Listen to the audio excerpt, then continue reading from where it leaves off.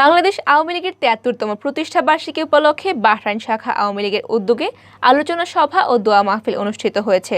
বৃহস্পতিবার দেশটির রাজধানী মানামায় স্থানীয় সময় রাত ৯টায় আলজারিয়া রেস্টুরেন্টে পবিত্র কোরআন তেলাওয়াতের মাধ্যমে ও কেক কাটার মধ্য দিয়ে প্রতিষ্ঠা বার্ষিকী উদযাপন করা হয়।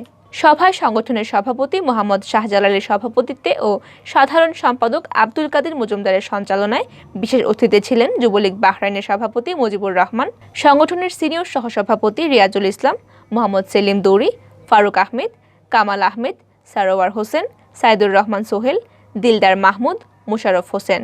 এ সময় অন্যান্যদের মাঝে আরও বক্তব্য রাখেন সাইদুর রহমান, পি.কে. আবদুল্লাহ, জসিম রানা, মোহাম্মদ ইলিয়াস, শরীফুল ইসলাম, মোহাম্মদ উজ্জ্বল, চুন্নু, মোহাম্মদ ইমন, সাইফুল ইসলাম সহ অঙ্গ সংগঠনের নেতৃবৃন্দ। অনুষ্ঠানের শেষে প্রধানমন্ত্রী শেখ হাসিনার সুস্বাস্থ্য ও দীর্ঘায়ু কামনা ও মহামারী করোনায় আক্রান্ত হয়ে মারা যাওয়াদের আত্মার মাগফিরাত কামনায় বিশেষ দোয়া ও মোনাজাত করা হয়।